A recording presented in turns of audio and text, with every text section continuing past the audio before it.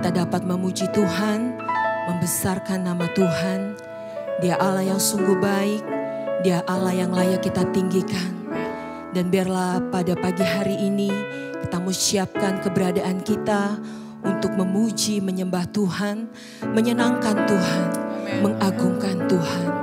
Kita mau angkat pujian. Engkau Allah yang setia, Engkau Bapa yang mulia. Haleluya. Dengan apa kami akan membalas kebaikan-Mu Tuhan.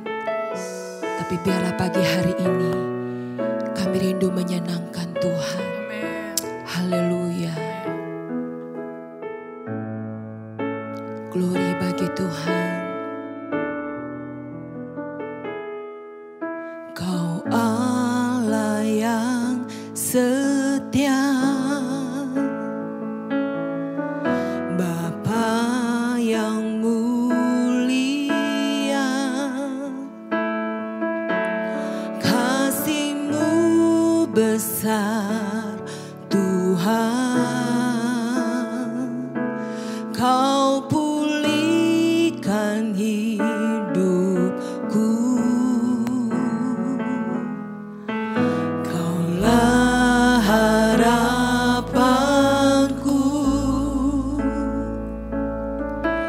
hidupku dalam-Mu. Terima kasih Tuhan, Kau selamatkan hidupku. Apa kan ku balas segala kebaikan-Mu?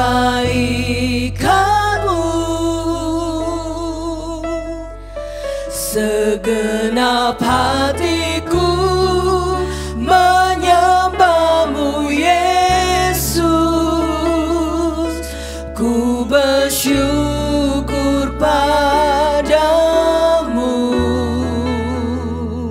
selamanya. Katakan, Kau Allah yang setia, Kau Allah yang setia, Bapa yang mulia, kasih-Mu besar Tuhan. Kau pulihkan hidupku, Kaulah harapanku, hidupku dalam-Mu. Terima kasih Tuhan,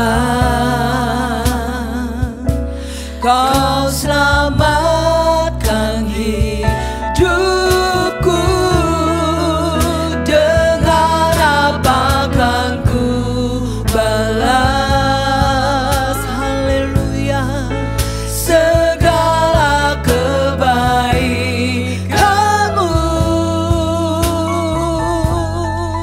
Segenap hatiku menyembah-Mu Yesus. Ku bersyukur pada dengan apa kan ku balas segala kebaikan-Mu? Segenap hatiku menyembah-Mu Yesus. Ku bersyukur padamu selamanya. Katakan, Engkau Allah yang setia, Kau Allah yang setia,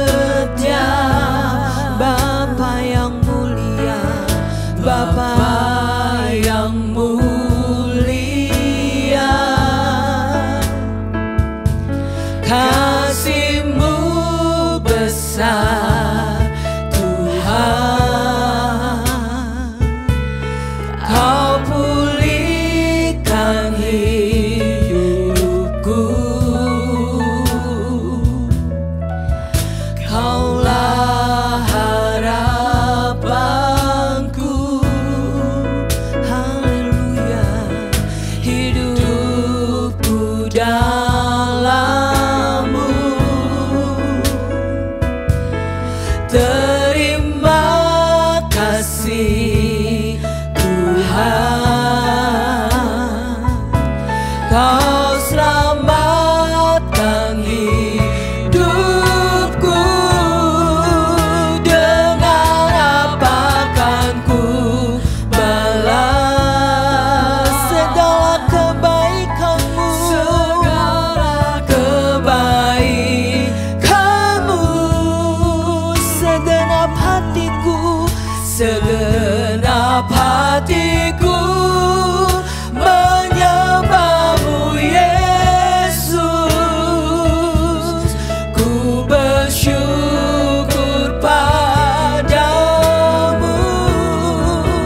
Dengan apa kan ku balas, haleluya, segala kebaikan-Mu.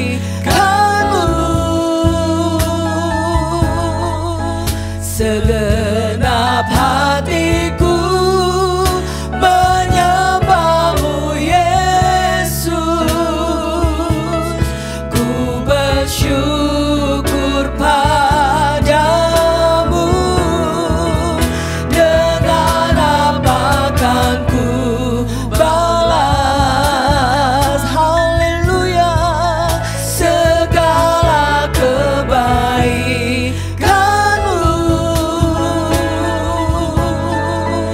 Segenap hatiku menyembah-Mu Yesus. Ku bersyukur padamu. Dengan apa kan ku balas segala kebaikan-Mu.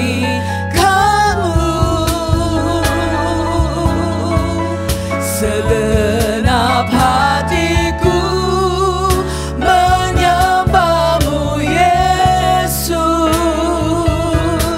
Ku bersyukur padamu. Ku bersyukur padamu. Ku bersyukur padamu selamanya. Haleluya. Kami bersyukur Tuhan buat segala kebaikan-kebaikan-Mu yang kami rasakan, buat segala kebaikan-kebaikan-Mu yang kami nikmati hari lepas hari Tuhan. Engkau tidak pernah sekali-kali meninggalkan kami. Kami bersyukur memiliki Allah yang seperti Engkau. Itu sebabnya hati kami limpah dengan ucapan syukur Tuhan. Buat segala karya Tuhan, buat segala kebaikan Tuhan, buat segala penyertaan Tuhan sampai pada hari ini. Ebenezer, sampai di sini Engkau sudah menolong kami. Itu sebabnya Tuhan, kami mau naikkan pujian syukur kami kepadamu. Lebih dalam lagi, lebih dalam lagi. Kami ingin memuji Engkau, kami ingin menyembah Engkau, kami ingin mengagungkan Engkau Tuhan. Beracaralah di tengah ibadah kami pada pagi hari ini. Hanya di dalam satu nama kami sudah berdoa dan mengucap syukur. Haleluya, haleluya, amin. Puji Tuhan. Saya yakin dan percaya pagi hari ini kita semua rindu menaikkan ucapan syukur kita kepada Tuhan. Karena kita memiliki Allah yang sangat baik. Dia Allah yang sungguh baik. Selama-lamanya Dia baik. Kita angkat pujian. Mari masuk gerbangnya dengan hati bersyukur. Haleluya. Glory bagi Tuhan. Engkau Allah yang sangat baik Tuhan.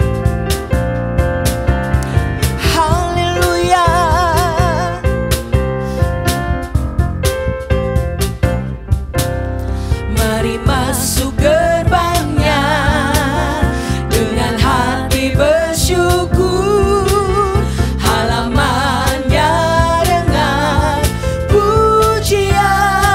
Penuhi baitnya, penuhi baitnya dengan nyanyian syukur. Hadiratnya penuh sukacita. Mari masuk gerbangnya, mari masuk gerbangnya dengan hati bersyukur, halamannya dengan pujian. Penuhi baitnya dengan nyanyian syukur. Hadiratnya penuh sukacita.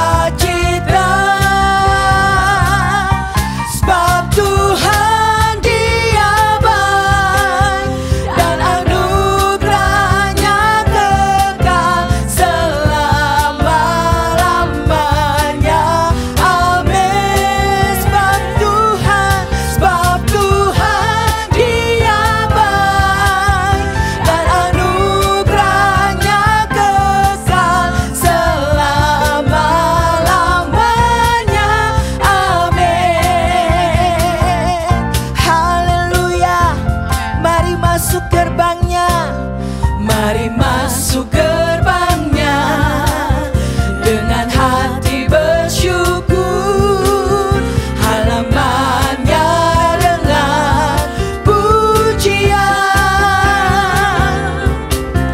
Penuhi baitnya dengan nyanyian syukur. Hadiratnya penuh sukacita. Sebab Tuhan Dia baik dan anugerahnya kekal selama-lamanya.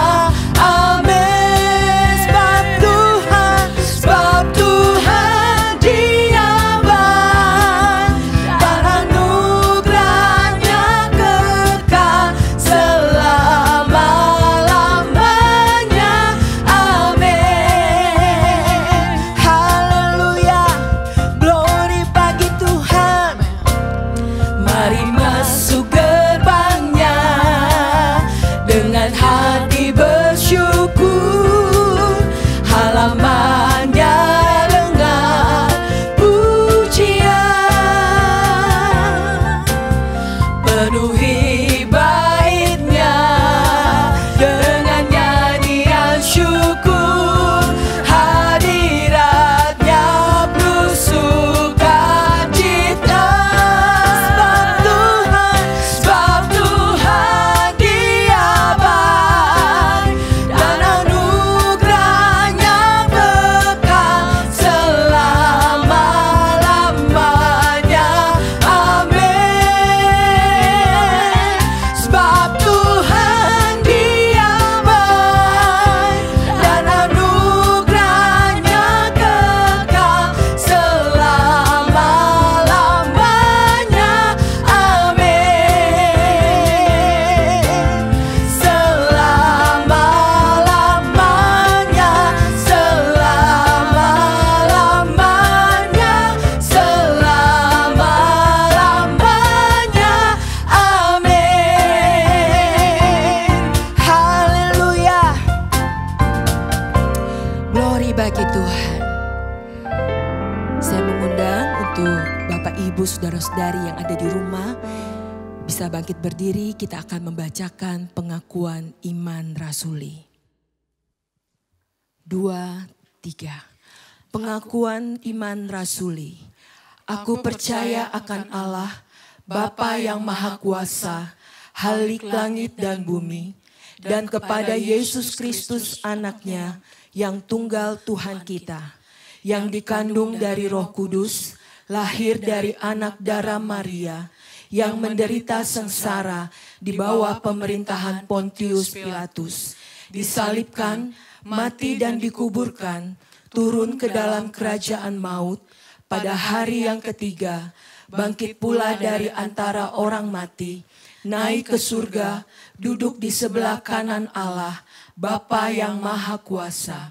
Dan dari sana ia akan datang kembali untuk menghakimi orang yang hidup dan yang mati.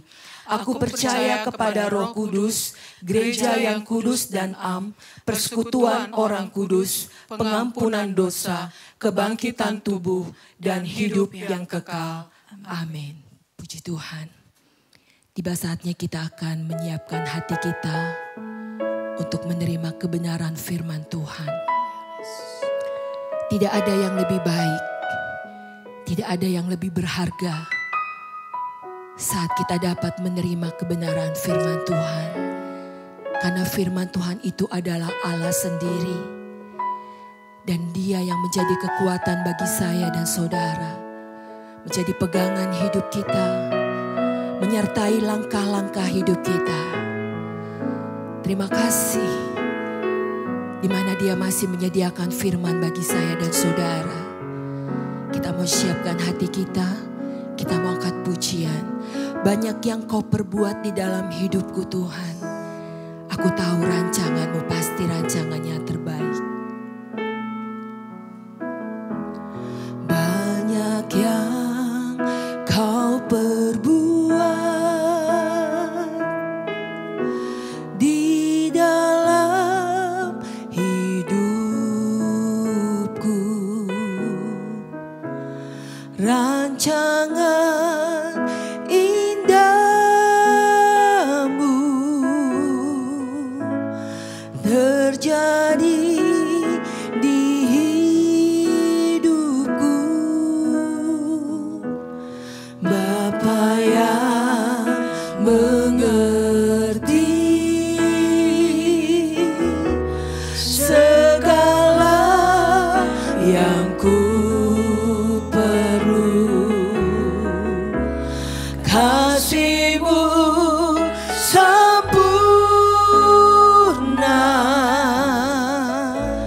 nyata dalam hidupku. Ku bersyukur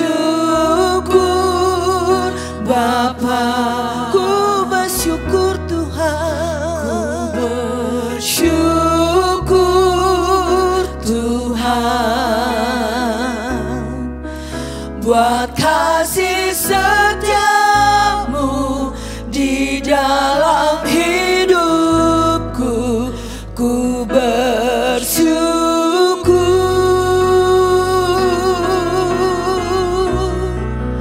ku bersyukur Bapa,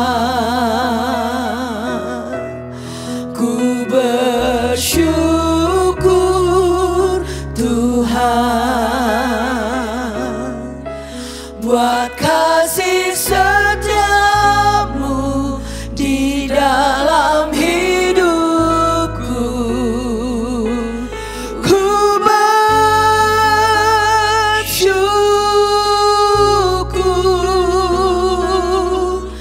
Tuhan.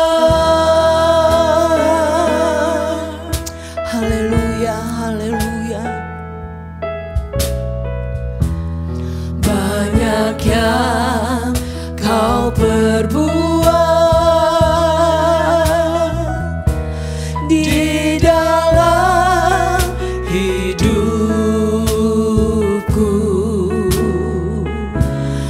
Rancangan indahmu terjadi di hidupku.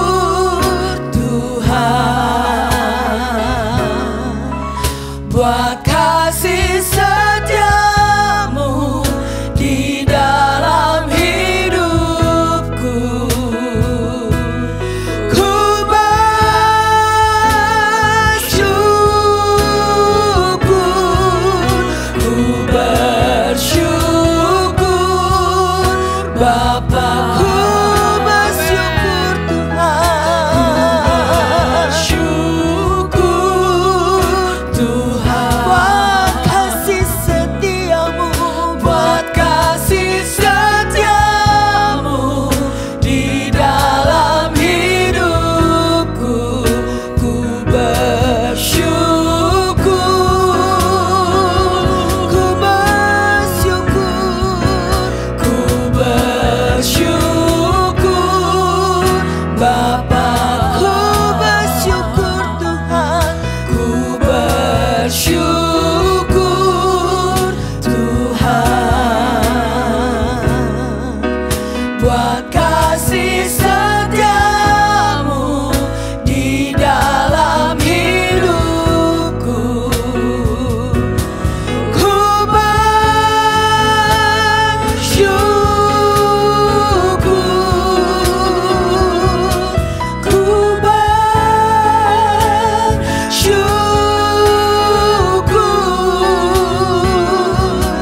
ku bersyukur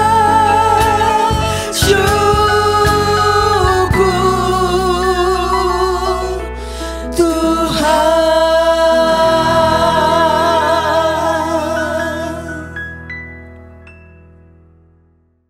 Mari kita berdoa. Bapa di surga, kami datang kepadamu bersyukur karena kami masih boleh ibadah kepadamu. Saat bagi kami ambil sikap seperti Maria, duduk diam dengan tenang, hendak mendengarkan firman-Mu. Hamba mohon urapan kuasa Roh Kudus serta tuntunan hikmat dari Engkau dalam hamba menyampaikan firman ini. Sehingga boleh menjadi berkat dan memuliakan nama Engkau. Di dalam nama Yesus Kristus hamba berdoa. Haleluya. Amin. Shalom saudaraku dimanapun engkau berada. Pada kesempatan ini sampai minggu depan saya mau menyampaikan renungan firman yang tidak jauh dari masalah. Nah, kalau boleh saya kasih judul hari ini. Judulnya adalah sesungguhnya masalah itu baik. Nah, mari bersama-sama kita melihat bacaan yang saya ambil dari kitab Mazmur. Pasal yang ke-119 ayatnya yang ke-71 yang berbunyi sebagai berikut. Bahwa aku tertindas itu baik supaya aku belajar ketetapan-ketetapan-Mu. Nah, di dalam salah satu terjemahan bahasa Inggris, New Living Translation berbunyi sebagai berikut.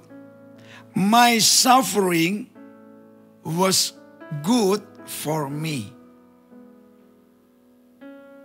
Dikatakan di sana penderitaan itu baik untuk saya. Selanjutnya dalam terjemahan Indonesianya, karena itu mengajarkan untuk memperhatikan keputusanmu. Bapak Ibu Saudara dikasih Tuhan, banyak orang mungkin kurang menyadari bahwa masalah itu merupakan salah satu pemberian Tuhan yang terbaik bagi manusia. Ini menurut pandangan saya. Masalah yang Tuhan izinkan hadir baik dalam hidup kita pribadi, dalam keluarga rumah tangga kita, dalam pekerjaan, dalam usaha, dalam pelayanan kita sekalipun, dapat dikatakan, saudaraku, hal-hal yang bertujuan untuk menghadirkan kebaikan bagi kita. Tidak bermaksud untuk menghancurkan kita. Tuhan tidak berniat agar masa depan kita itu rusak dengan hadirnya yang namanya masalah. Saudara yang dikasihi Tuhan, oleh karenanya saya dengan berani berkata, Justru melalui masalah akan membuat kita menjadi pribadi yang hebat. Kita akan menjadi seorang petarung yang tangguh untuk kemudian keluar tidak lagi sebagai pemenang, melainkan lebih daripada pemenang.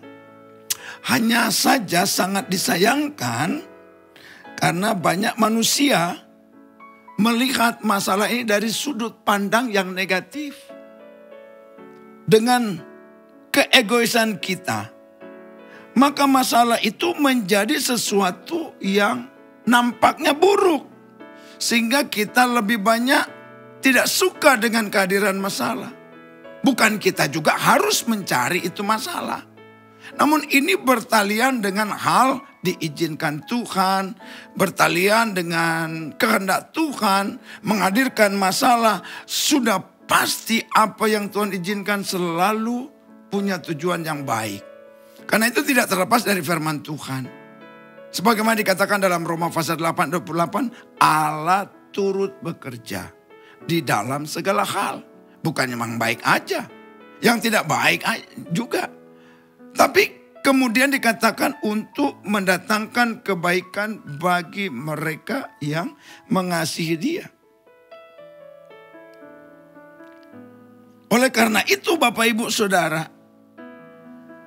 mari kita belajar untuk memiliki sebuah pandangan atau cara pandang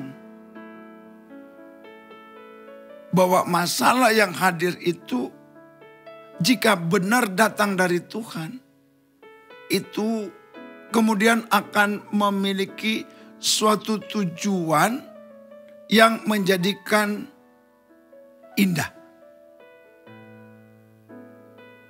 Menjadikan baik. Yang sudah baik menjadi lebih baik.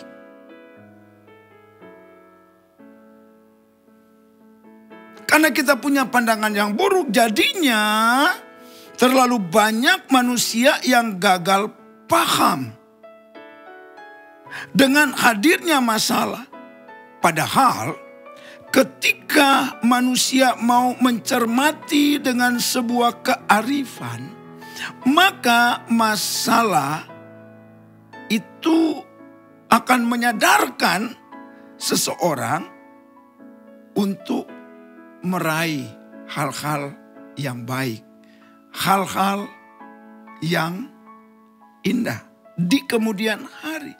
Karena saya punya 3 alasan. Lalu mengangkat dan berani menyatakan bahwa sesungguhnya masalah itu baik. Alasan saya yang pertama, masalah itu baik. Ketika masalah itu dihadirkan Tuhan di dalam hidup kita, maka kemudian dia akan menjadi seorang guru. Bahkan bergelar profesor. Dia juga bisa hadir sebagai juga pelatih. Disebut baik masalah itu, alasan saya yang pertama, masalah hadir sebagai guru, sebagai profesor dengan maksud apa? Memberi kita pelajaran-pelajaran yang belum kita pahami, yang belum kita mengerti, untuk kemudian kita jadi paham, kita jadi ngerti. Dan di dalam praktek, masalah itu tidak hanya hadir sebagai guru, tetapi dia juga sebagai pelatih. Artinya akan melatih kita, memberikan kiat-kiat, teknik-teknik itu secara teori itu lalu kemudian dipraktekkan. Masalah, Bapak Ibu Saudaraku, telah hadir dan menjadi seorang profesor. Menjadi seorang guru besar, bahkan maha guru. Di dalam memberikan pelajaran yang tak terpahami menjadi sebuah pengalaman dengan daya ledak yang luar biasa.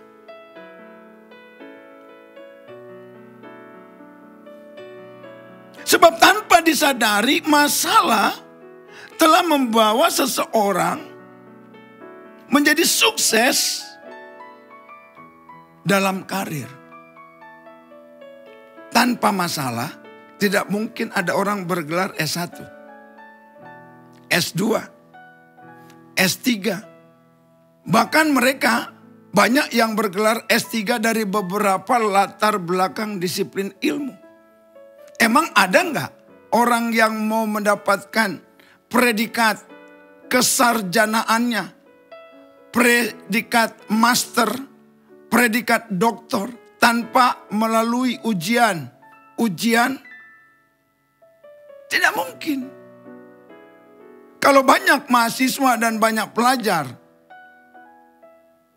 ingin menghindari, yang selalu mereka akan hindari adalah apa? Ulangan, ujian. Karena itulah masalah. Tetapi mana mungkin kita bersekolah, menuntut ilmu sampai ke jenjang yang lebih tinggi tanpa melalui ujian? Ujian kadang membuat kita frustrasi. Ujian kadang membuat kita stres. Ujian bahkan membuat kita depresi. Tapi adakah kita bisa menghindarinya? Atau dikatakan luluskah kita tanpa kita menempuh yang namanya ujian? Kalau ada orang bergelar sarjana tanpa ujian, itu namanya sarjana abal-abalan. Maka kemudian saya bilang, sesungguhnya masalah itu baik. Karena ternyata alasan pertama, masalah hadir itu memberikan sebuah pembelajaran kepada kita. Bahkan sampai kepada cara yang baik di dalam mempraktekkan hasil teori yang diajarkan oleh maha guru yang bernama alasan. Di sana juga yang namanya masalah akan bertindak sebagai seorang pelatih yang akan melatih kita.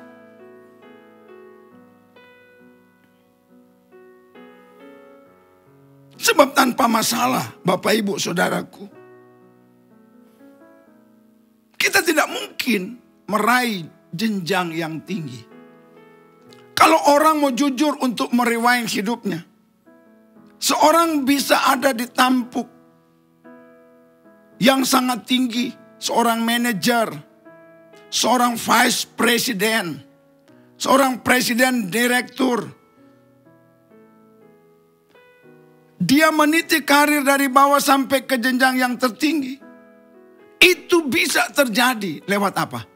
Setiap masalah yang dia hadapi dari level paling bawah, level menengah, sampai akhirnya membawa. Itu banyak orang kurang menyadari itu.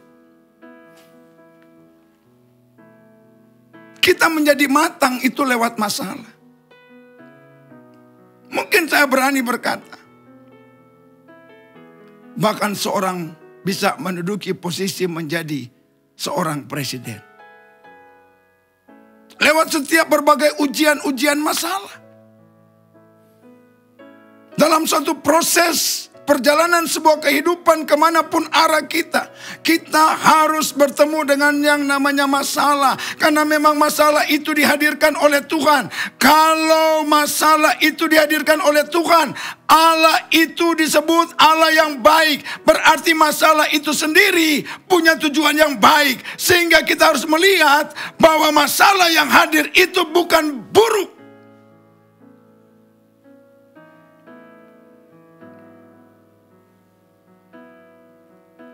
Melainkan baik.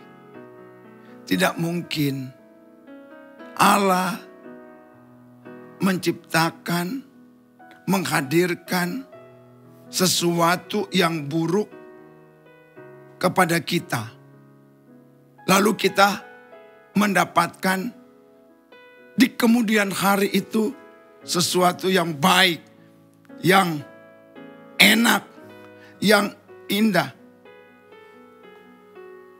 Jadi mari kita, yang pertama itu menjadi alasan saya. Kehadiran masalah menghadirkan seorang guru besar. Menghadirkan pengajar-pengajar yang mengajari kita. Agar kemudian kita ini menjadi seorang pribadi yang mengalami sebuah tidak hanya yang sekedar, tetapi nggak salah ketika kita itu menaruh impian kita katanya setinggi langit. Tapi ingat, berani menaruh impian setinggi langit berarti kita harus mempersiapkan diri kita untuk berhadapan dengan yang namanya masalah yang berskala besar. Untuk menjadi seorang besar, dia harus berani untuk masuk dalam satu proses pembelajaran yang terkadang ngejelimet, yang terkadang memiliki tingkat kesukaran, yang menguras kita punya perasaan, yang menguras kita punya pikiran. Kalau kita sadar bahwa masalah itu hadir sebagai guru, hadir sebagai dosen, hadir sebagai profesor, maka kita akan smooth untuk terus belajar dan belajar lewat masalah. Kadang masalah sepertinya menggagalkan kita. Bukankah juga ada pepatah berkata, kegagalan merupakan salah satu guru yang mengajari kita untuk menghadirkan kesuksesan yang tertunda dalam kesementaraan. Lalu yang kedua, saudaraku, alasan saya berkata sesungguhnya masalah itu baik karena kehadirannya itu sebagai pahlawan.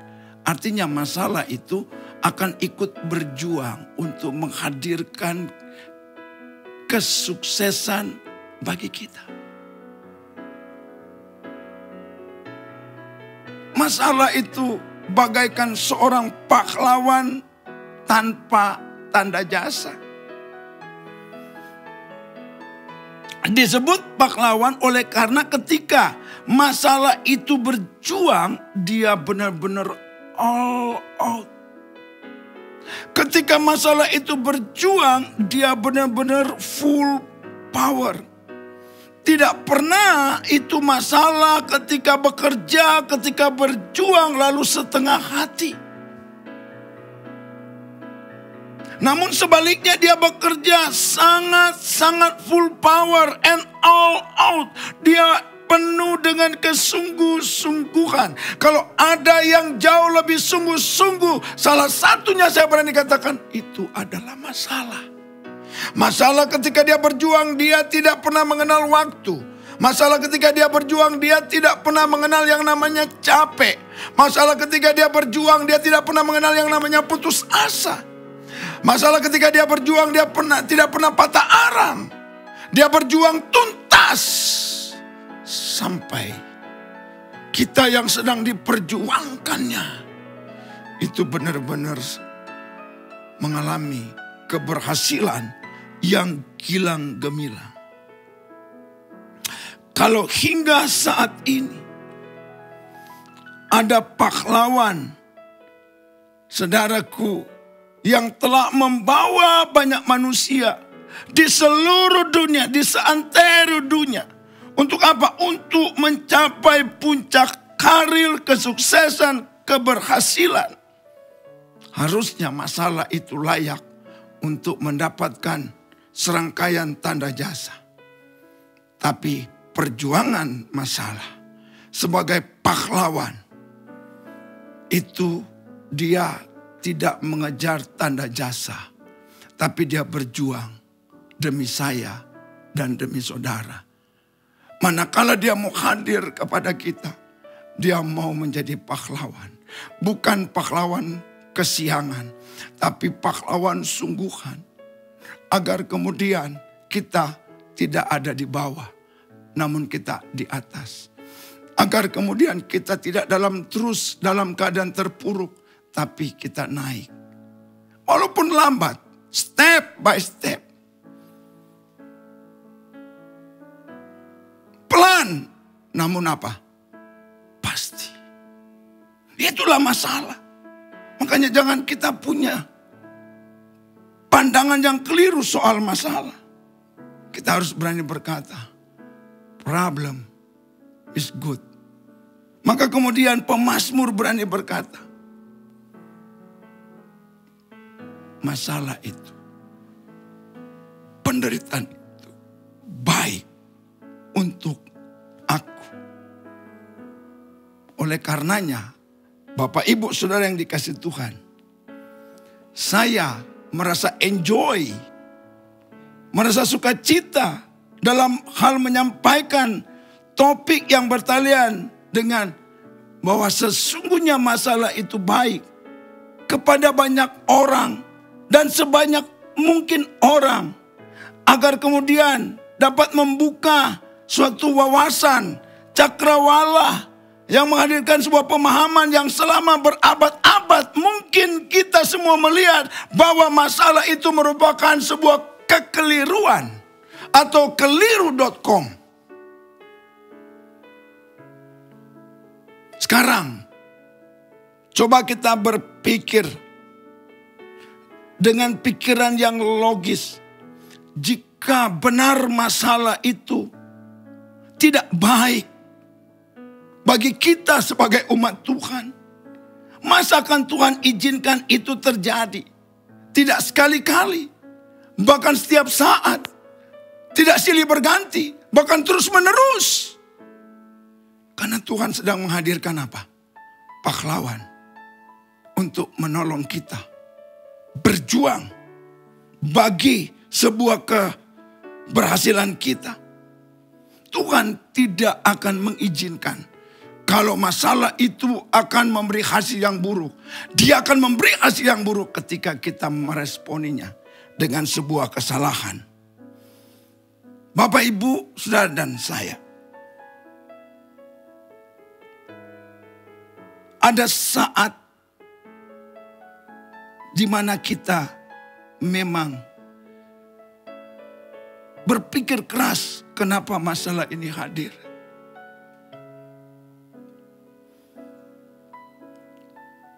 Ada orang yang sudah sukses, dalam sekejap masalah datang, hilang semuanya. Dengarkan saya. Saudara, ada saat ini, dengan keberadaan saudara, mau yang hartanya sedikit, yang hartanya banyak, bahwa sedikit ataupun banyak harta kita miliki sesungguhnya dibentuk dan terbentuk melalui masalah. Dengan kata lain, jika tidak hadir yang namanya masalah, jika perjalanan kita tanpa masalah, saya dapat berani berkata, tidak mungkin dia bisa menjadi presiden direktur. Tidak mungkin dia menjadi seorang managing director. Tidak mungkin dia menjadi seorang komisaris utama. Tidak mungkin dia menjadi seorang CEO.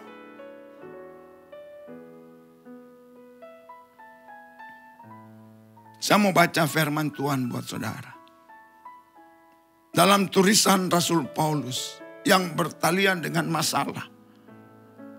Masalah selalu berkonotasi gak jauh dari kata penderitaan.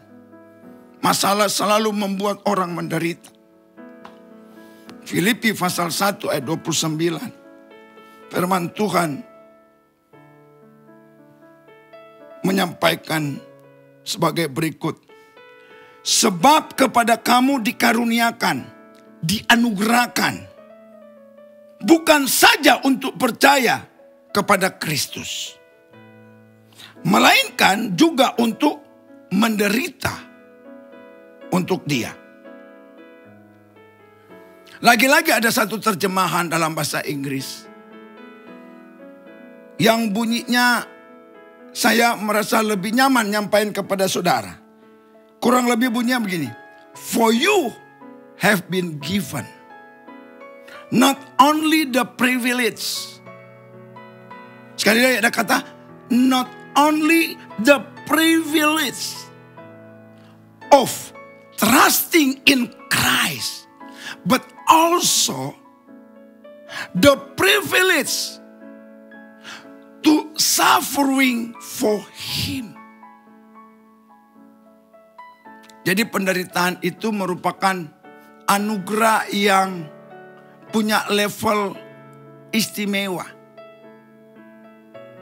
Jadi kita ini dikasihkan Tuhan itu karunia istimewa, tidak hanya soal percaya kepada Kristus, melainkan juga penderitaan.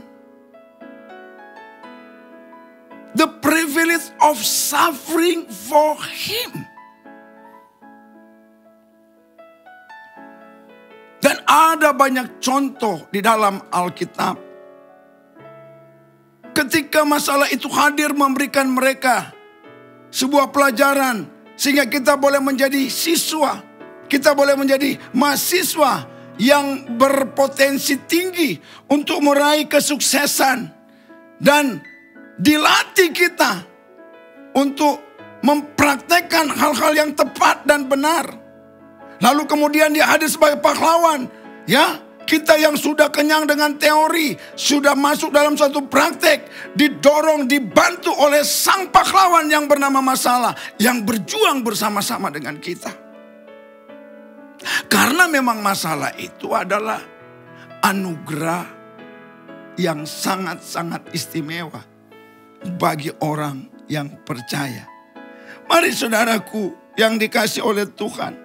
Dalam Alkitab ada banyak orang ya yang pernah sukses lewat the school of problem. Saya sebut nama orang itu adalah Yusuf. Dia hanya seorang imigran, bahkan budak. Tapi dia bisa muncul untuk menjadi penolong keluarga dan bangsanya. Jauh ada di perantauan. Namun dihadirkan masalah yang super berat, yang super hebat, yang menghantar dia ke puncak karir menjadi Perdana Menteri di negara yang punya kultur yang begitu luar biasa. Punya budaya yang sudah tinggi ketimbang bangsa Israel ketika itu, Bapak Ibu. Masalah yang dialami Yusuf itu luar biasa. Berawal dari abang-abangnya, saudara-saudaranya memusuhi dia karena iri. Dengan kisah mimpi-mimpi Yusuf yang mereka bisa terjemahkan. Masa kamu yang akan menjadi pemimpin kita? Masa kita akan nanti sujud di bawah kakimu? Bahkan bukan hanya kita, tetapi nampak Yusuf kurang ajar dengan mimpinya. Karena ayah ibunya pun demikian. Ketika digambarkan bintang-bintang, matahari dan bulan akan menyembah kepada Yusuf. Dan itu Bapak Ibu bisa lihat di dalam kisah Kejadian pasal yang ke-37, saya kutip ada beberapa ayat 11, ayat 18, ayat 24. Saya akan bacakan buat kita sekalian ayat-ayat tersebut. Kejadian 37 pertama, saya baca ayatnya yang ke-11 buat kita semua. Maka iri hatilah saudara-saudaranya kepadanya, tetapi ayahnya menyimpan hal itu dalam hatinya. Jadi Yusuf bermimpi dikisahkan. Itu menimbulkan kedongkolan dan menjadi iri. Selanjutnya di dalam ayatnya yang ke-18. Dari jauh ia telah kelihatan kepada mereka, tetapi sebelum ia dekat pada mereka, mereka telah bermufakat, mencari daya upaya untuk membunuhnya. Wow. Jadi Yusuf itu di dalam perundingan abang-abangnya telah divonis untuk mati. Dan ini sangat direncanakan. Bagaimana caranya? Pokoknya temanya Yusuf harus mati lalu kita akan lihat apa benar kita akan tetap sujud kepadanya. Apa benar dia akan memimpin kita. Ayat 24. Dan mereka membawa dia dan melemparkan dia ke dalam sumur yang kosong, namun tidak berair. Terakhir, ayat 26 sampai 28. Lalu kata Yehuda kepada saudara-saudaranya itu, apakah untungnya kalau kita membunuh adik kita itu dan menyembunyikan darahnya? Marilah kita jual dia kepada orang Ismail ini. Tetapi janganlah kita apa-apakan dia. Karena ia saudara kita, darah daging kita. Dan saudara-saudaranya mendengarkan perkataannya itu. Ketika ada saudagar-saudagar Midian lewat, Yusuf diangkat ke atas dari dalam sumur itu. Kemudian dijual kepada orang Ismail itu dengan harga 20 sikal perak. Lalu Yusuf dibawa mereka ke Mesir. Itu kira-kira rangkaian masalah. Yusuf hadir kepada kakak-kakaknya yang sedang menggembalakan kambing domba ayahnya. Karena mungkin memakan waktu beberapa hari.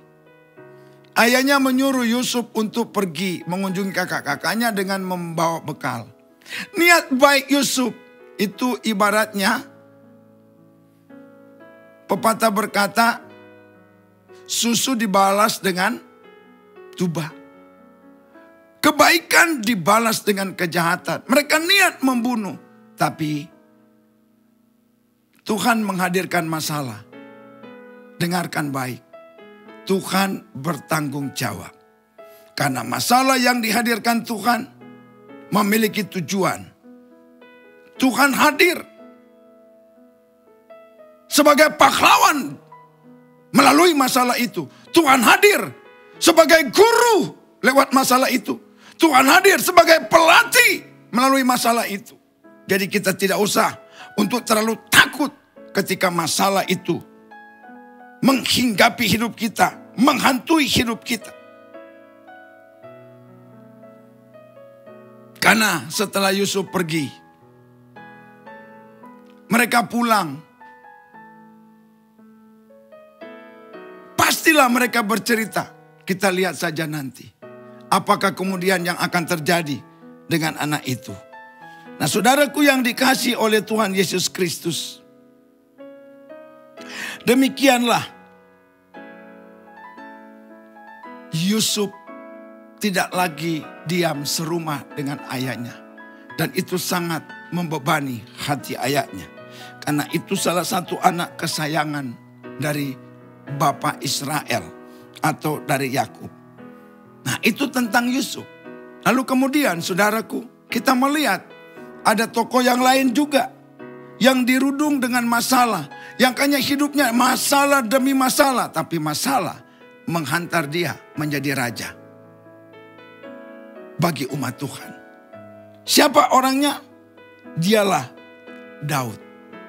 Demikian juga Daud, kesuksesan dibentuk oleh dan melalui masalah yang multidimensi. Bagaimana Daud harus berhadapan dengan macam-macam musuh, baik dari dalam negeri, dari luar negeri, dari dalam keluarga.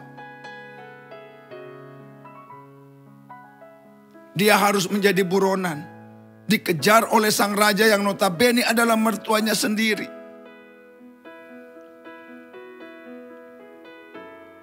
Namun, saudaraku, masalah telah menghantar Daud. Karena lagi-lagi saya harus bilang, alasan mengapa masalah itu baik. Karena masalah hadir sebagai guru yang akan mengajari kita terus menerus. Dia gak akan pernah bosan. Dia bukan guru yang galak. Masalah hadir sebagai pelatih akan terus dengan telaten melatih kita. Tidak mungkin akan muncul seorang juarawan tanpa di belakangnya ada seorang pelatih. Saudaraku, tidak mungkin ada suatu negara, kerajaan itu bisa merdeka tanpa ada seorang pahlawan. Demikian juga kita. Kita akan merdeka menjadi pemenang, lebih daripada pemenang. Karena di belakang kita akan dilatih dan didampingi oleh para pahlawan-pahlawan tanpa jasa. Nah saudaraku, Daud merupakan tipe pribadi yang tidak suka untuk mempermasalahkan yang namanya masalah. Tapi Daud justru sebaliknya telah menjadikan masalah itu sebuah peluang, menjadi dasar untuk dia dapat melompat jauh ke depan. Masalah itu telah dijadikannya sebagai suatu batu loncatan, stepping stone, untuk dia meraih ke depan hal-hal yang baik dan hal-hal yang indah. Kesalahan kita adalah kita orang-orang bukan saja mempermasalahkan masalah, tetapi justru yang bukan masalah kita coba olah untuk menjadi sebuah masalah. Kita orang-orang yang justru mempermasalahkan yang bukan masalah. Padahal coba saudara camkan kalimat saya ini. Kita akan jauh lebih tenang ketika kita dapat menerima kehadiran masalah itu sebagai guru. Pasti dia akan mengajari kita. Kita akan jauh lebih tenang ketika kita dapat menerima masalah itu sebagai pelatih. Karena dia akan melatih kita. Kita akan jauh lebih tenang ketika kita menerima masalah itu menjadi seorang pahlawan. Karena dia akan terus berjuang bagi kita agar kita boleh meraih kemenangan demi kemenangan Bapak Ibu. Oleh karenanya sekali lagi dengarkan kalimat ini. Jangan mempermasalahkan masalah. Karena sesungguhnya masalah bukanlah masalah. Sekali lagi, jangan mempermasalahkan masalah. Karena masalah bukanlah masalah. Saudara, orang Indonesia adalah pakar. Dalam hal apa? Dalam hal mempermasalahkan yang bukan masalah. Ketika ada orang sharing begini. Pak, diapain nih suami saya? Kenapa suami kamu? Dia selingkuh. Lalu saya tanya, kalau suami itu selingkuh, ya ini masalah. Nah sekarang mau diapakan ini suami? Kamu usir aja. Kamu masih suka dengan suamimu enggak? Ya masih Pak. Ya tetap harus terima dia. Sebab kalau kamu usir, dia akan pergi dan kamu tidak lagi menemukan dia. Tapi dengan dia selingkuh, terimalah itu sebagai suatu proses untuk kita belajar. Kenapa dia selingkuh? Nah itu suatu masalah. Kita mau untuk dilatih bertahan. Biarlah masalah itu menghadirkan hal-hal yang baik dan hal-hal yang indah. Sebab ketika kita mulai mempermasalahkan masalah, maka itu menjadi peluang, menjadi dasar untuk apa? Untuk kesempatan kita mengalami suatu kehancuran yang luar biasa. Saya ingin mengajak saudara untuk membaca firman Tuhan melalui 1 Samuel pasal yang ke-18. Ayatnya yang ke-16, 6 sampai dengan ayatnya yang ke-10. 1 Samuel pasal yang ke-18, ayatnya yang ke-6 sampai yang ke-10, yang berbunyi sebagai berikut.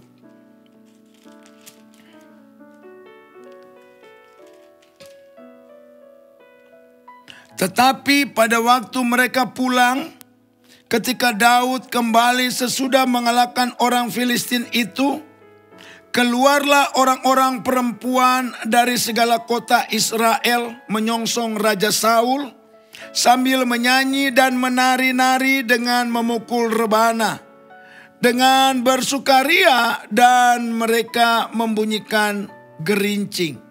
Dan perempuan yang menari-nari itu menyanyi berbalas-balasan, katanya, Saul mengalahkan beribu-ribu musuh, tetapi Daud berlaksa-laksa. Lalu bangkitlah amarah Saul dengan sangat, dan perkataan itu menyebalkan hatinya. Sebab pikirnya kepada Daud diperhitungkan mereka berlaksa-laksa. Tetapi kepadaku diperhitungkannya beribu-ribu. Akhir-akhirnya jabatan raja itu jatuh kepadanya. Sejak hari itu maka Saul selalu mendengki Daud. Keesokan harinya roh jahat yang daripada Allah itu berkuasa atas Saul sehingga ia kerasukan di tengah-tengah rumah. Sedang Daud main kecapi seperti sehari-hari. Adapun Saul ada tombak di tangannya. Saudara, ini ada satu drama terjadi di tengah-tengah bangsa Israel. Dengan kemunculan seorang pahlawan yang bernama Daud. Pahlawan yang telah berjuang luar biasa. Pulanglah pahlawan ini dengan sang raja dan mendapatkan sambutan yang meriah. Disambut dengan nyanyian, diiringi dengan berbagai macam rebana, gerincing dan segala macam. Nah saudara, harusnya ini tidak ada masalah. Tetapi dipermasalahkan oleh sang raja. Karena nyanyian itu bilang begini, Daud mengalahkan musuh berlaksa-laksa, tetapi Saul mengalahkan musuh beribu-ribu. Nggak ada masalah yang dalam hal itu. Harusnya seorang raja bangga karena di tengah-tengah bangsanya muncul seorang pahlawan yang luar biasa. Yang oleh pahlawan itulah membuat bangsa Israel itu meraih kemenangan demi kemenangan. Kehadiran Daud ketika pertama itu sudah membuat ciut orang Israel. Tetapi tangan Tuhan merobohkan jagoannya Filistin yang bernama Goliat melalui seorang Daud. Hadirnya Daud bukan harusnya dipermasalahkan, tetapi menjadi harusnya sambutan yang luar biasa. Kenapa nyanyian yang indah itu harus menimbulkan sesuatu dalam diri seorang Saul yang akhirnya membuat yang bukan masalah dipermasalahkan. Harusnya sudah masalah pun jangan kita permasalahkan. Yang harusnya kita berkata masalah bukan masalah sehingga aku harus mempermasalahkan. Sehingga menjadi satu masalah yang besar. Dan itu akan merugikan kita. Nah, apa yang terjadi saudaraku? Akhirnya Saul telah mempermasalahkan yang bukan masalah. Keluarlah kata-kata nubuat yang penuh urapan. Dan akhirnya dia kehilangan jabatan. Gunakan berbagai instrumen untuk berpikir positif, berperasaan positif, berkata positif. Seperti Paulus menggambarkan melalui tulisannya dalam surat Filipi 2 ayat 5. Hendaklah dalam hidupmu bersama. Dalam kamu membangun, menaruh pikiran dan perasaan yang terdapat pada Kristus Yesus. Yesus tidak pernah berpikir yang negatif, berperasaan yang negatif. Sama seperti Daud juga. Beda dengan Saul, itu bukan masalah. Daud itu seorang pahlawan yang luar biasa, hadir di tengah-tengah rakyatnya di mana Saul itu menjadi raja. Makanya saudaraku, saya ingin menyatakan yang terakhir bahwa kenapa sesungguhnya masalah itu baik. Kalau yang pertama dia hadir sebagai apa? Sebagai guru, sebagai dosen, sebagai profesor, sebagai pelatih. Yang kedua, dia hadir sebagai pahlawan. Tidak mungkin ada yang sukses tanpa ada pahlawan yang berjuang di situ. Tidak mungkin perusahaan ini sampai segini besar kalau di dalamnya tidak ada para pahlawan yang menjadi staff-staff di sana, para manajer, para supervisor, mereka adalah pahlawan semua. Karena yang ketiga, ternyata masalah itu hadir untuk mendatangkan kesuksesan, mendatangkan keberhasilan, mendatangkan keberuntungan. Nah, saya mau beritahu Bapak Ibu bahwa masalah yang membuat manusia menjadi sukses. Sampai bisa menggunakan berbagai alat canggih. Dan bahkan masalah telah membuat manusia bisa terbang ke luar angkasa. Emang itu jadi simsalabim? Itu berkutat lewat masalah di otak. Sehingga mereka terus belajar, terus belajar, terus belajar. Peristiwa membawa orang ke bulan, menciptakan, menemukan alat-alat canggih yang kita gunakan saat ini. Yaitu telah melalui satu proses pelatihan lewat masalah demi masalah. Kalau saudara mendengar seorang Thomas Alva Edison yang menghadirkan bagi kita penerang lampu. Ada berapa kegagalan? Tidak puluhan, tidak ratusan. Tapi berbunyi ribu kegagalan. Yang namanya kegagalan masalah atau bukan. Tapi di sana dimulainya proses apa? Belajar, praktek, terakhir apa? Sukses. Itu masalah. Dia hadir untuk memberikan kita pelajaran yang baik. Dia hadir memberikan kita sebuah proses pelatihan yang luar biasa. Kita praktek gagal, praktek gagal, praktek gagal. Tapi masalah tidak pernah putus asa. Dia terus ada di belakang kita. Dia terus berjuang. Sampai kita menemukan lampu yang terang. Ya, dengan iklan Philips terus terang terus. Ya, dengan Osram, dengan berbagai-bagai macam merek. Ya, kita tinggal mau yang berapa? 5 watt kok terang sekali begini. Terus berkembang. Nah, ini sebuah kesuksesan. Siapa yang mengerjakan itu? Masalah. Saya berani dapat berkata, siapakah yang membuat dunia menjadi begini? Masalah. Tapi masalah melalui perspektif cara berpikir positif. Dia sebagai guru. Dia sebagai pelatih. Dia sebagai pahlawan.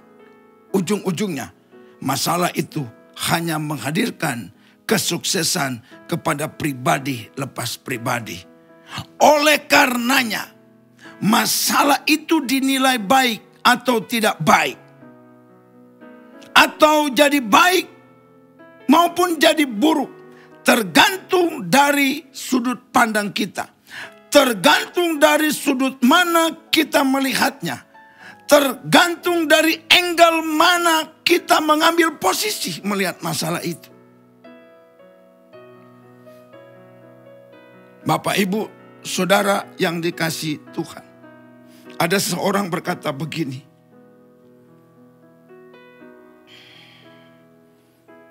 Masalah, persoalan akan menjadi mudah. Akan menjadi ringan. Ketika kita tidak memandangnya sebagai monster.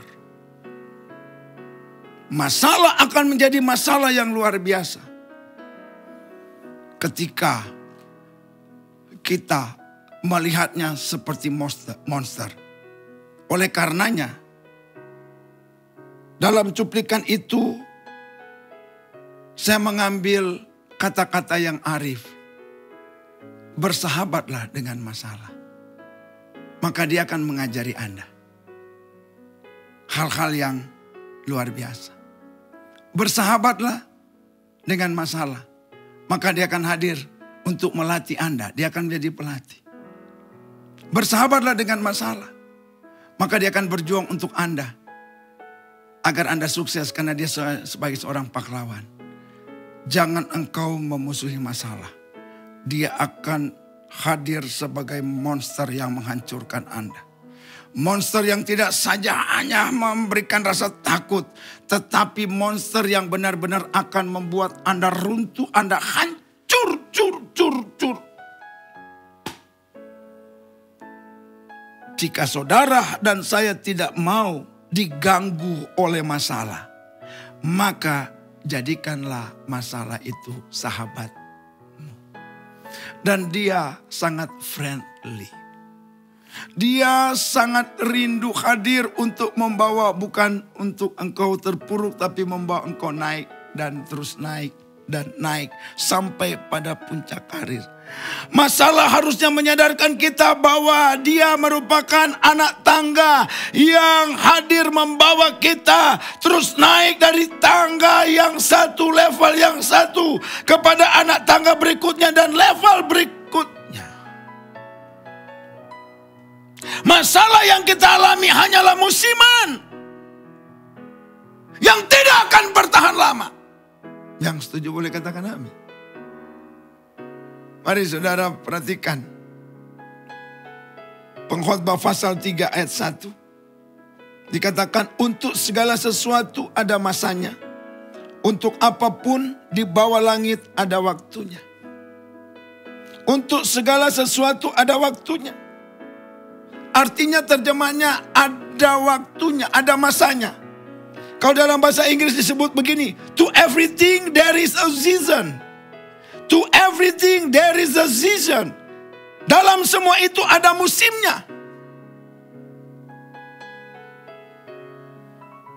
Semua yang ada di kolong langit ini katanya juga ada tujuannya. A time for every purpose under heaven. Ya kira-kira dikatakan untuk semuanya yang terjadi di kolong langit ini ada tujuannya. To everything there is a season. Jadi gini loh. Segala sesuatu itu ada musim. Jadi masa itu berupa musim yang punya tujuan. Saudara, Allah hadirkan berapa musim? Indonesia ada musim panas, ada musim hujan. Jika saudara renungkan musim panas baik apa buruk? Jika saudara renungkan musim hujan baik apa buruk? Semua baik. Dan tidak mungkin hujan 1 tahun gak berhenti-berhenti, 2 tahun gak berhenti-berhenti. Semua ada waktunya. Karena di balik setiap musim, katanya oleh firman Tuhan, ada apa? Ada tujuan. Kalau di negara-negara barat, hadirnya musim dingin punya tujuan. Hadirnya musim semi ada tujuan. Hadirnya musim gugur ada tujuan. Hadirnya musim panas, semua punya tujuan yang akan berakhir pada segala sesuatu akan apa? Indah pada waktunya. Masalah tidak pernah menjadi masalah selama kita tidak mempermasalahkannya. Oleh sebab itu, jangan mempermasalahkan masalah, sebab masalah itu bukanlah masalah. Masalah tidak menjadi masalah selama itu tidak dipermasalahkan, selama tidak dijadikan masalah. Tapi yang susahnya bukan masalah, kita permasalahkannya. Sesuatu yang sudah terjadi, sudah mari kita carikan jalan keluarnya. Bukan kita permasalahkan lagi. Yang jadi masalah kita pikirkan, kita pelajari, dan kita carikan solusinya. Saudara, engkau ingat tentang Yakub di Sungai Yabok? Dia bergumul semalam-malaman. Lalu Alkitab bilang, lalu datanglah apa? Fajar menyingsing. Artinya apa? Masalah cukup 1 malam untuk Yakub. Mungkin masalah buat kita lebih daripada 1 malam. Tapi tidak ada masalah yang hadir untuk selama-lamanya. Musim berganti musim. Setiap musim ada tujuannya. Dan selalu Allah punya tujuan untuk kebaikan bagi anak-anaknya. Sebab masalah ketika kita melihatnya dari sisi, dari angle yang tepat, maka masalah sesungguhnya merupakan aset yang sangat menguntungkan. Karena yang membuat kita sukses adalah salah satunya masalah. Karena masalah tidak pernah melakukannya setengah hati, melainkan dia melakukannya dengan penuh perjuangan, dengan penuh tanggung jawab.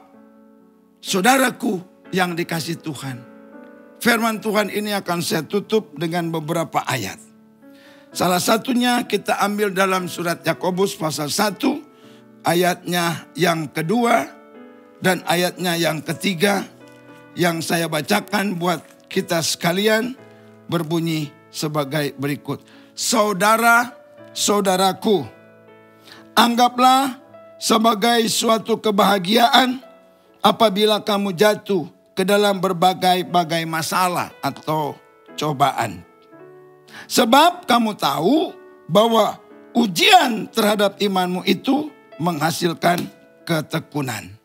Nah, Bapak Ibu Saudara, masalah dihadirkan agar membuat kita dari yang kurang tekun menjadi apa? Tekun. Iman kita menjadi tekun. Tekun dalam hal apa? Belajar. Tekun dalam hal apa? Berpraktek. Tekun dalam hal apa? Untuk meraih cita-cita impian kita. Sehingga kita menjadi pribadi yang sukses. Yang kemudian menjadi sebuah kesaksian bagi kita untuk kemuliaan nama Tuhan Yesus Kristus. Dikatakan bahwa ujian terhadap imanmu itu menghasilkan ketekunan. Nah, saya baca lagi buat kita di dalam 2 Korintus pasalnya yang ke-12. Mulai dari ayatnya yang ke-10. 2 Korintus pasal 12 dari ayatnya yang ke-7 maksud saya. Dan supaya aku jangan meninggikan diri karena penyataan-penyataan yang luar biasa itu, maka aku diberi suatu duri di dalam dagingku, yaitu seorang utusan iblis untuk menggocok aku, supaya aku jangan meninggikan diri. Tentang hal itu, aku sudah 3 kali berseru kepada Tuhan, supaya utusan iblis itu mundur daripadaku.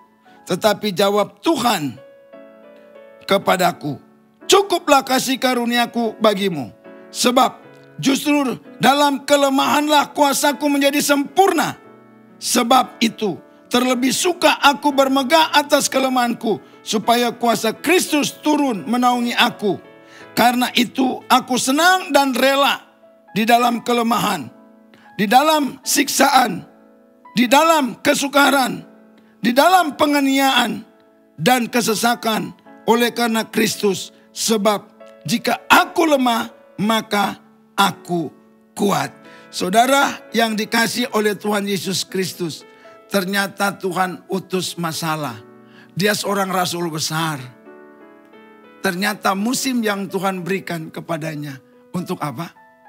Untuk tujuan agar Paulus tidak menjadi orang yang tinggi hati. Lihat dong kayak gua. Nah, ini perlu menjadi pelajaran bagi pendeta-pendeta yang diberkati Tuhan. Secara harta, secara popularitas. Sebab itu semua hanya kasih karunia. Dan Paulus bilang, supaya aku tidak meninggikan diri. Diberikan gak tanggung-tanggung seorang utusan setan. Bukan malaikat, Bapak Ibu. Berarti kalau dikasih utusan itu setan, berarti itu kan masalah. Nah, di sana Paulus belajar. Lewat masalah dia tidak menjadi sombong. Dia tidak menjadi angkuh. Dia tidak meninggikan diri. Tapi dia menjadi terus. Sebagaimana Yohanes berkata, biar dia makin besar di dalamku. Aku makin kecil. Sama dengan Paulus, biar aku makin rendah. Tapi Kristus yang makin nampak. Sebab hidupku bukannya aku lagi, tapi Kristus yang hidup di dalam hidupku.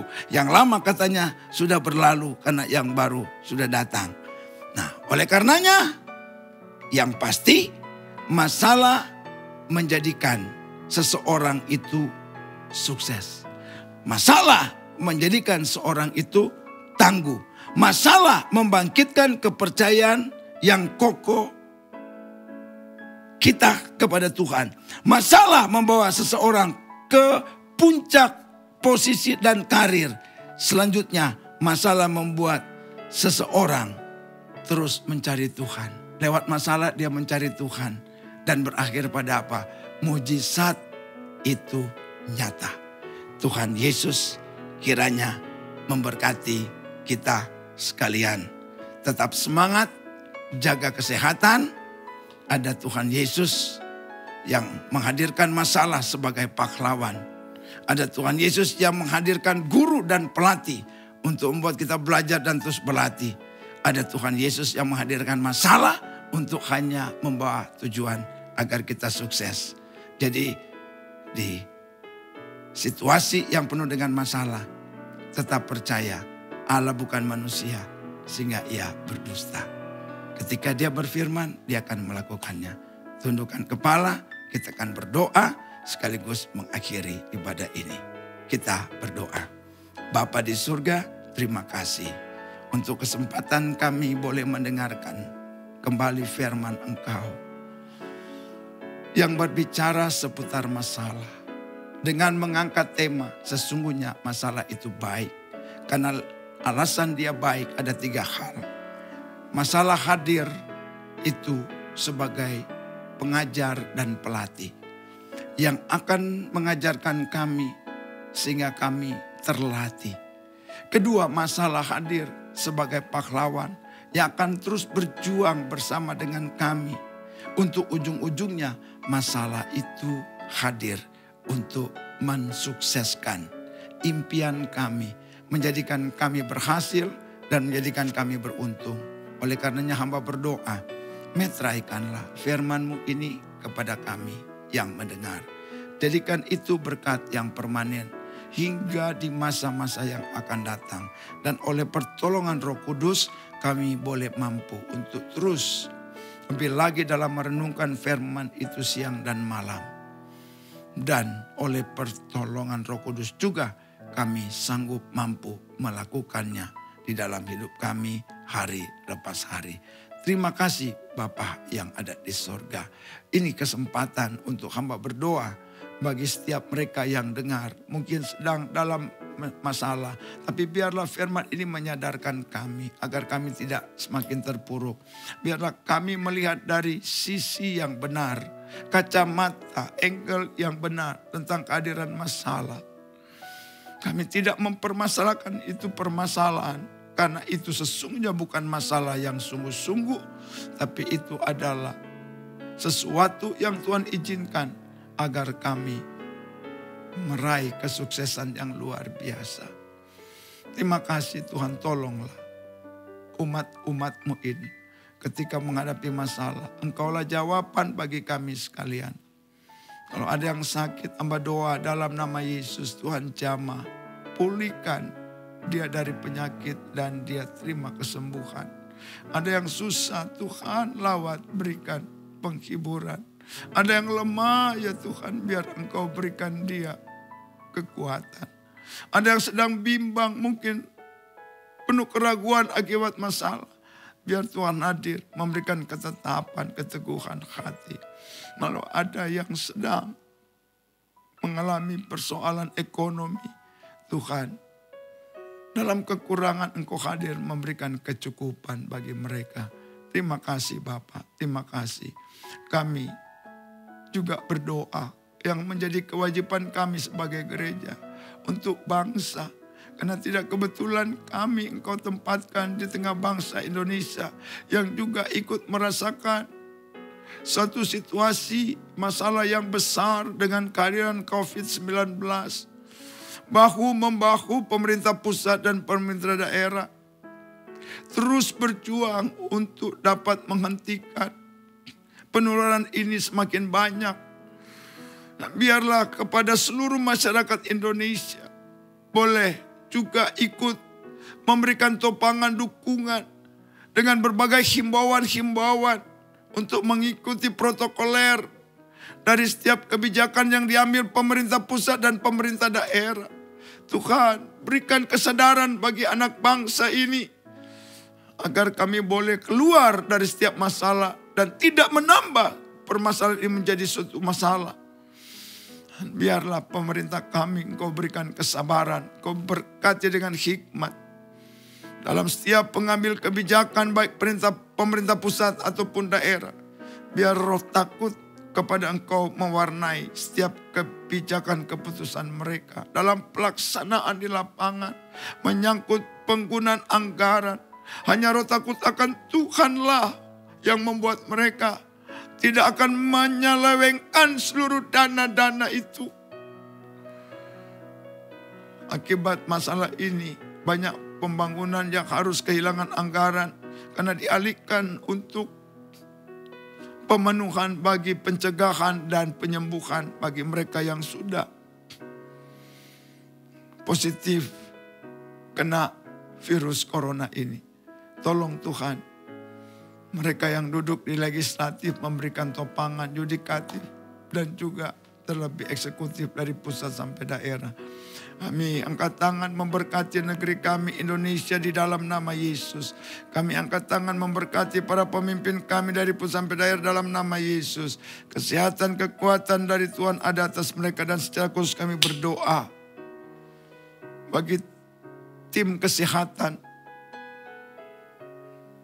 dokter-dokter, juru rawat, dan tenaga-tenaga sukarelawan yang terus memberikan pelayanan medis kepada mereka yang telah positif terkena penyakit ini. Tuhan, tolong mereka. Lindungi mereka di dalam nama Tuhan Yesus Kristus. Biar kiranya oleh pertolongan Tuhan kami dapat mengatasi persoalan COVID-19 ini secara kebangsaan dari Aceh sampai Papua dan seluruh Indonesia.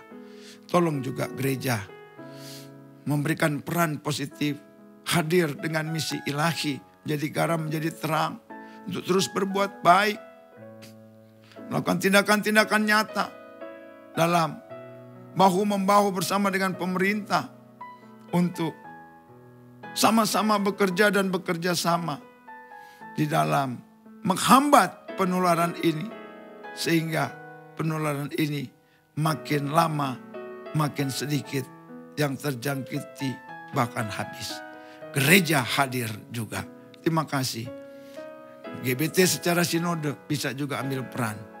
Biarlah kebijakan-kebijakan itu kami boleh dapati melalui pemimpin-pemimpin kami, baik yang di pusat, daerah, dan wilayah.